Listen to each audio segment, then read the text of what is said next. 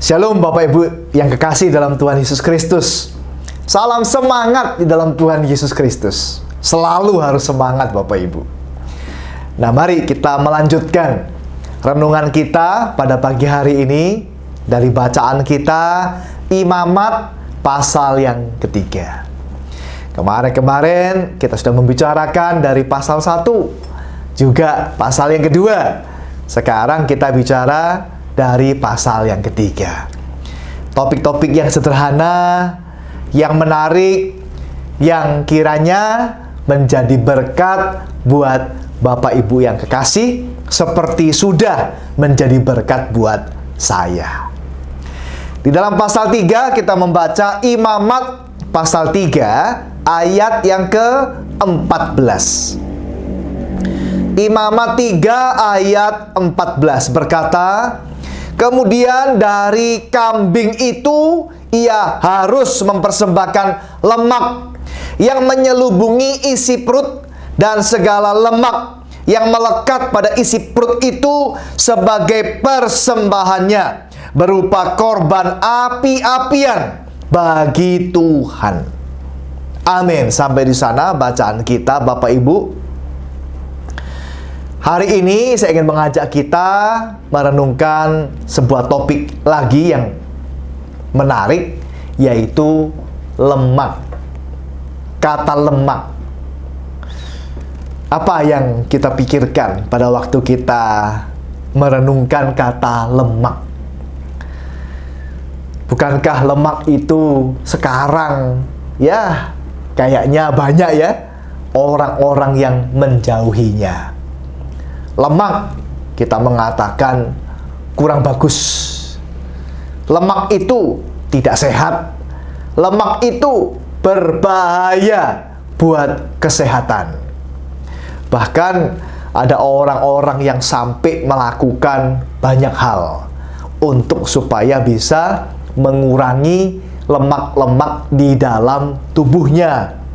Mulai dari namanya olahraga, mengurangi makanan, minum obat, dan sampai ada yang melakukan tindakan-tindakan operasi untuk mengeluarkan lemak dari tubuhnya.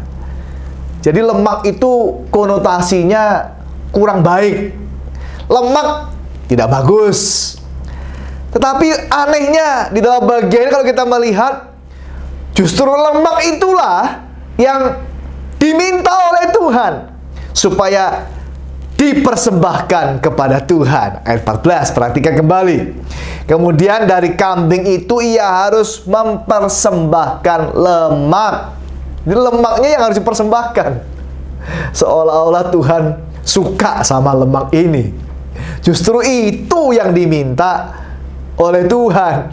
Dikatakan di situ apa? Mempersembahkan lemak yang menyelubungi isi perut dan segala lemak yang melekat pada isi perut itu, yang menyelubungi dan yang melekat pada isi perut harus dipersembahkan kepada Tuhan.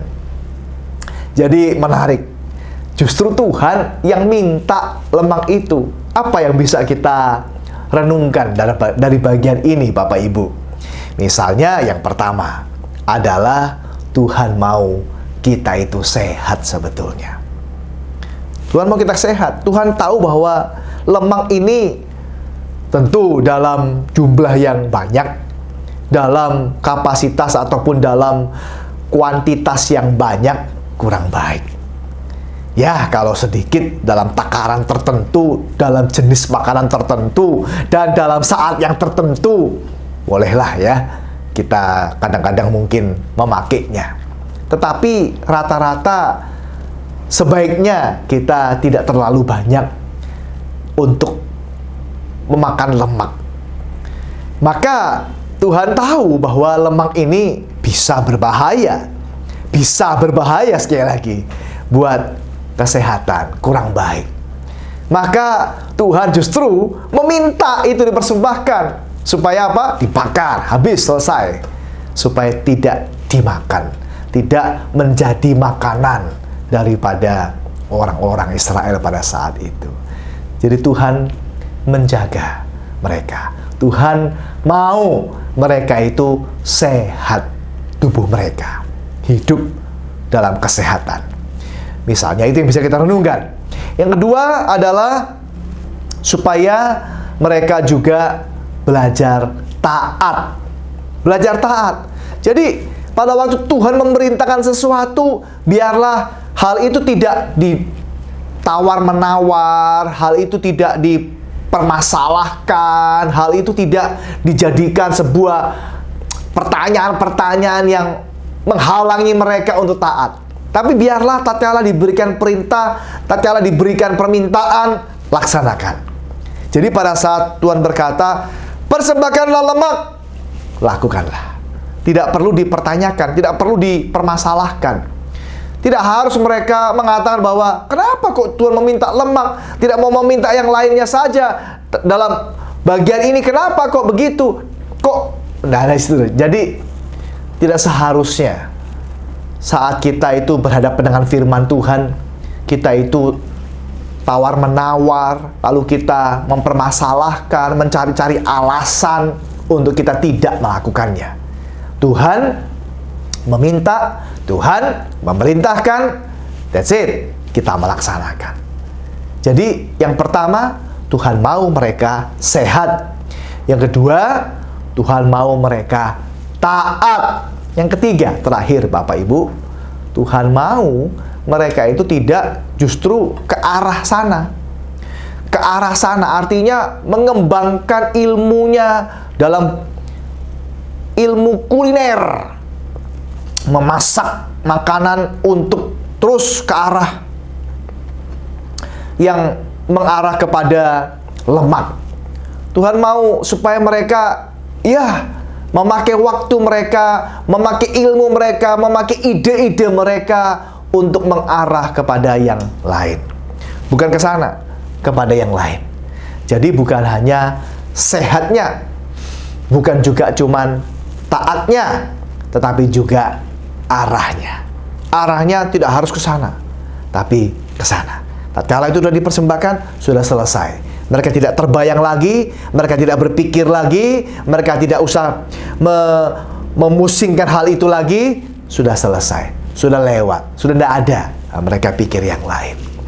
Jadi Tuhan mau mereka menggunakan waktu mereka, pikiran mereka untuk sesuatu yang lain yang lebih berguna, bukan ke arah yang ke lemak tadi itu.